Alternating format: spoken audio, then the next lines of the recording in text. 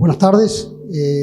Bueno, un gusto estar acá y felicitamos la organización de este evento, que aprendemos muchísimo y vemos aristas de posiciones de todos lados. La verdad que nos vamos con una posición mucho más formada y bueno. Los sistemas silvopastoreos de producción de madera en el sur del país.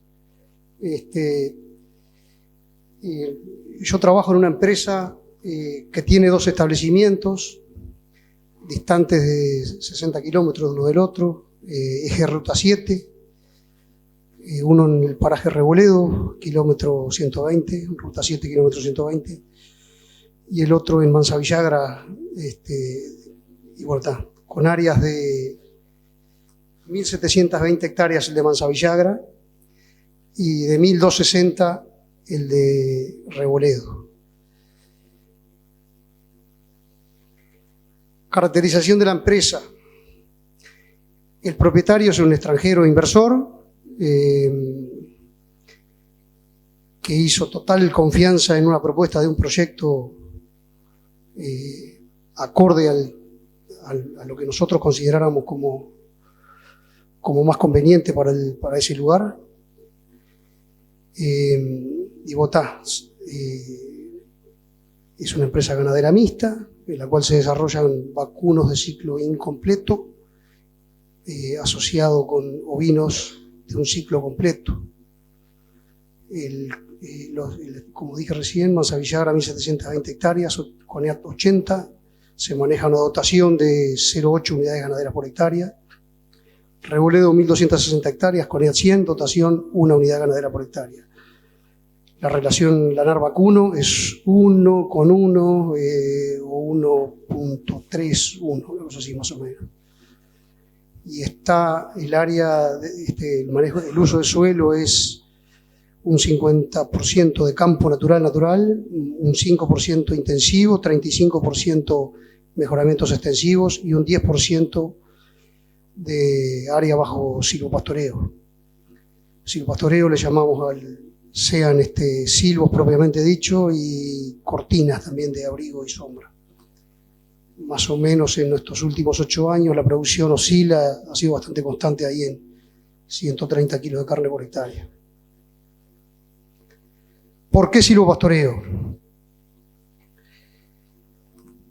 En 2011 fue que yo empecé a trabajar ahí y bueno, era pleno auge de precio de soja y estamos en una zona, sobre todo en Casupá, en la cual hay una agricultura interesante, digamos. Y bueno, hay equipos de maquinaria, es decir, que está toda la infraestructura y estaba la tentación de entrar en la agricultura, en ese tipo de agricultura. Pero yo hace años que vivo ahí, yo soy productor, además tengo un campo chico ahí donde vivo con mi familia, ahí a pocos kilómetros. Y bueno, y conocemos bien ese tipo de campos, que son campos con una fertilidad media, baja, con un perfil de suelo bastante restringido y bueno, sabemos que la opción agrícola sí, pero en una zona, en algún campo más fuerte como componente de una rotación. Y bueno, entonces en ese momento, año 2010, habíamos ido a Argentina con el grupo CREA y algunos compañeros de grupo y nos embalamos un poco en el tema de mirar un poco hacia el árbol y bueno, ahí visitamos a Jorge Esquivel y nos dio conceptos que calaron hondo y bueno, hasta el día de hoy creo que más bien vamos reafirmando que tenía gran razón él y bueno, y estamos metidos en esto. Bueno, después también diversificar rubros y dar mayor estabilidad lógicamente a toda la empresa. Respecto a sinergias de la ganadería con el silvopastoreo, nosotros tratamos de hacer módulos de pastoreo racional en el cual tengan acceso a ese galpón de invierno o a ese reparo para los veranos con los fuertes soles, ¿no? Sabemos bien algunos datos que hay de igualdad de dietas, ganados en verano sobre todo, con igualdad de dieta, con diferencias de hasta 120 gramos por día, por el efecto solamente de la sombra. Y en invierno más bien es una apreciación más bien subjetiva. Yo trabajé en macizos forestales en campos de recría, en la cual se llevaba, el sistema entraba una ternera y se entregaba una vaquillona de entore, previo al entore. Y eran 7.000 vacunos que les hacíamos pesadas periódicas, y no sucede lo mismo en campo abierto, sin abrigo, que la performance que tiene esa ternera con abrigo, ¿no? Sobre todo esa livianita, esa más liviana, que de 80 kilos, que alguna venía, el rango era, más bien pedíamos una ternera fuerte de 140 kilos, pero siempre venía entreverada alguna más liviana, y normalmente lo que hacía ese animal es distinto, porque tiene ese rumen chico que no le da la cocina esa para mantenerse a campo abierto. Sí hacía una evolución de peso parecida al del animal más pesado. Así que esa sinergia de la ganadería con el silvopastoreo es tal, por supuesto que en el ovino también, y lo otro, que ¿por qué silvopastoreo? También hay un componente de cuidado ambiental. Caracterización de silvo y cortinas. Las plantaciones, estas plantaciones que se hicieron, el 60% se hizo en la primavera 2012 y el resto en la primavera 2013, y hoy estamos por forestar 42 hectáreas más, y estamos incursionando nuevamente en una nueva plantación. El componente principal es Eucalyptus grandis, 95%, y en alguna zona baja Eucalyptus duni, y en las cortinas sí es Eucalyptus duni. Los diseños con callejones de 3 filas, con callejones de 18 metros, con una plantación inicial de 620 plantas y predominantemente la orientación de plantación norte-sur.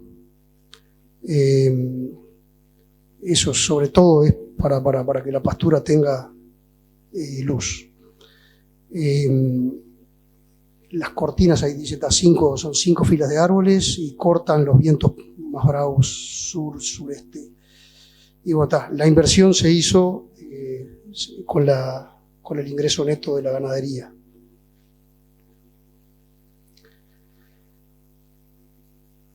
Sinergia del silvopastoreo con la producción.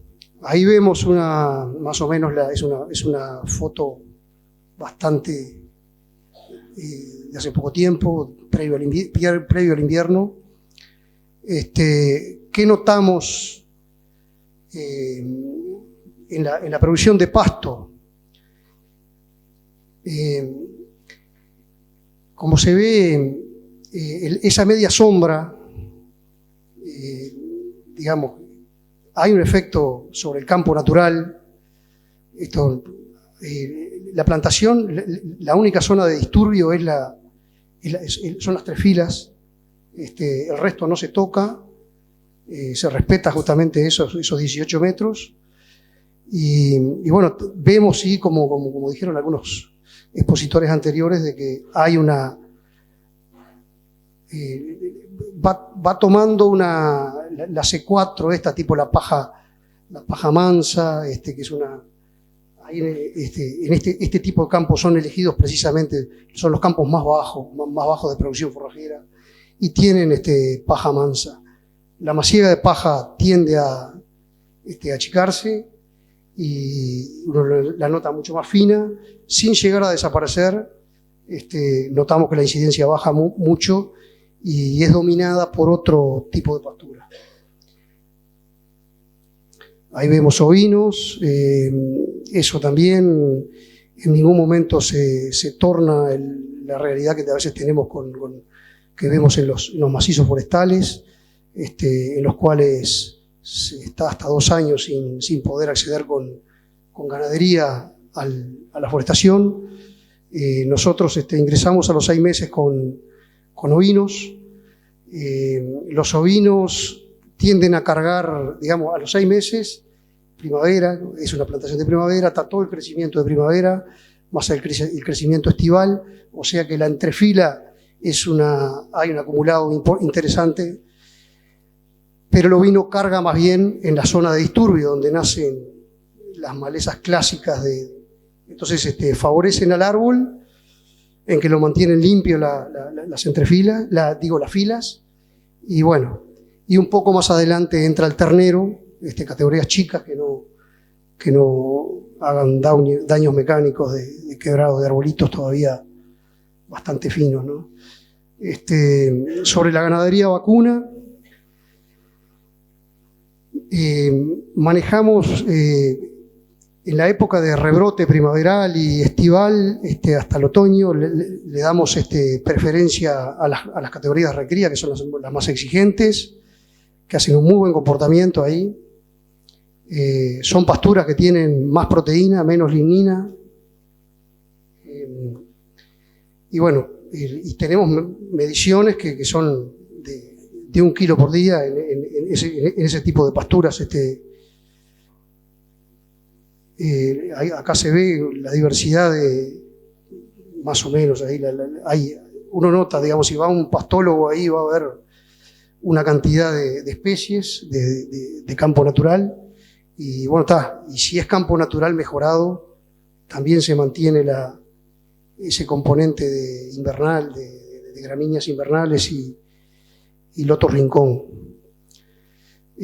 Sobre el tema de incorporar pasturas mejoradas a una forestación ya instalada, nosotros tratamos de hacer en la entrefila, por ejemplo, el loto rincón. Hoy creemos firmemente de que es mucho mejor hacer la plantación sobre un campo que ya ha tenido antecedentes del loto rincón, lo cual asegura una cantidad de semilla dura que asegura siempre tener el componente ese invernal que realmente se comporta como una pradera si tiene los descansos apropiados. Nosotros hacemos una reserva de un potrero precisamente para la época de esquila. El año pasado recordamos un temporal del este que 100 milímetros, nos agarró 1000 ovejas recién esquiladas. Siempre el susto está y hay que ir a ver si no pasó nada, y la verdad que con una temperatura importante, de 9 grados, una cosa así, con un viento,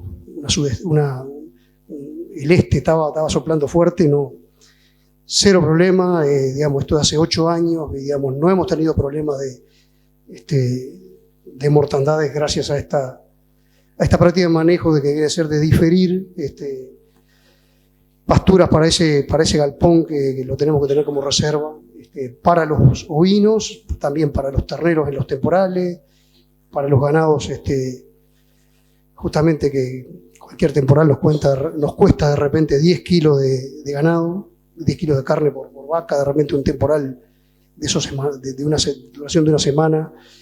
Por eso de que tener un módulo, dentro de cada módulo tener un acceso a un monte de estos de reparo, la verdad que es muy interesante.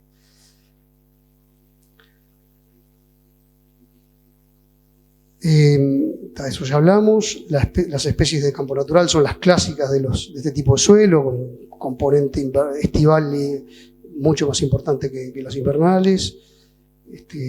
Eso también hablamos de la performance animal. Impactos en la empresa ganadera.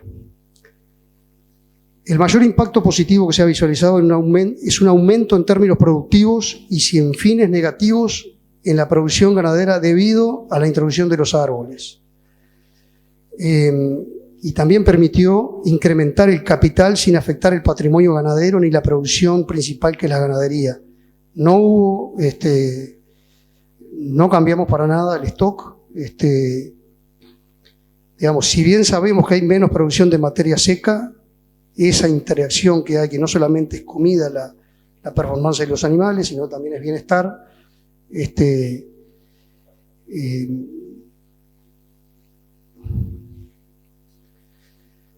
bueno, esto otro también, impactos sociales y ambientales.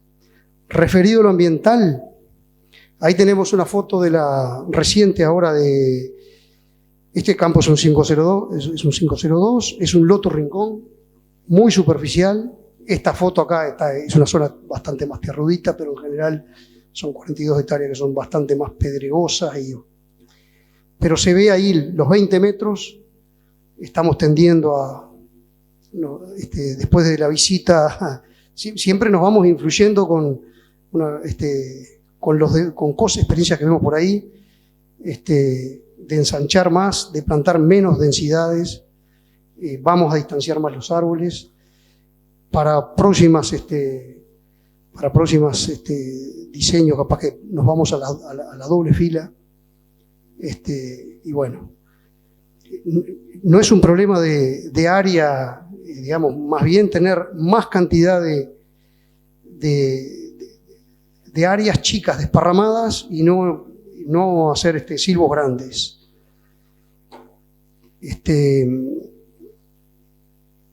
En cuanto a lo social, eso es muy importante. Incluso el dueño del campo también lo ve como una amenaza, el que su sistema cause desplazamiento de gente porque forestaron todo o hicieron la agricultura todo. Entonces, la parte social, que además nosotros integramos una sociedad local de ahí, una sociedad federada, que tiene una escuela agraria, que tiene un campo de colonización para invernada de corderos. Vemos como en esa zona nuestra, que es el corazón donde apareció la forestación en el departamento de Florida, Cerro Colorado, toda esa zona que hay miles de hectáreas de macizos. Por ejemplo, la escuela de Cerro Colorado tiene la mitad de los niños que antes de que empezara el proceso forestal. Es decir, que socialmente ese modelo forestal nosotros creemos que lo podemos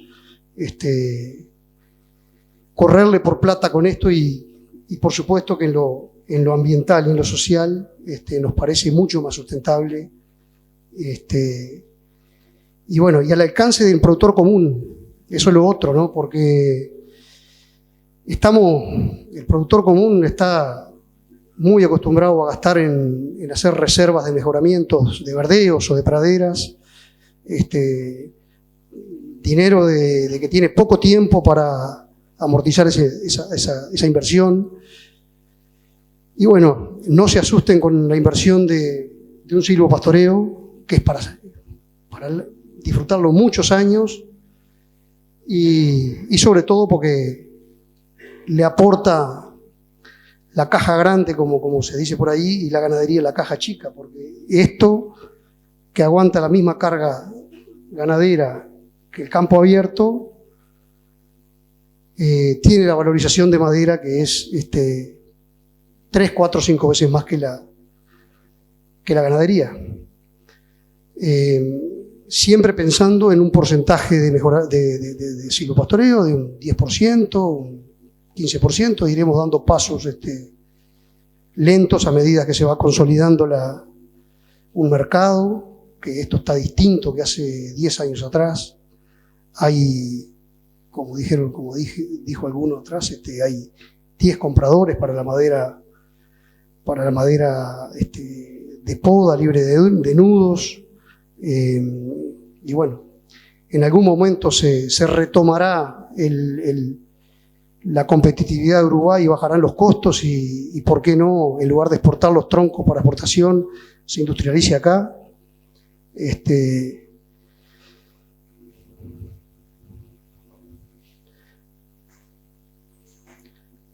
Recomendaciones y consideraciones. Debido a la producción integrada, la empresa va a continuar incrementando el área de silvopastoreo, negocio claro y más consolidado. Las condiciones de plantaciones futuras serán de densidades menores y financiadas siempre con géneros propios de la propia producción, manejando ese concepto, caja chica, caja grande, concepto de Jorge Esquivel, que compartimos plenamente. Bien, y además, primero que nada vamos a valorar esto de que haber juntado puntas y haber generado esto que tiene que seguir, este segundo seminario, que se convierta en parte de una cantidad de seminarios que vamos a ir metiéndole cabeza entre todos. Acá están los muchachos de Facultad de Agronomía, que nos visitan periódicamente, nos han visitado especialistas y aprendemos abundante de lo que no sabemos, que no entendíamos hace mucho, y venimos mirando y aprendiendo y ayudándonos justamente a tomar decisiones con argumentos mucho más sólidos. Bueno, muchísimas gracias.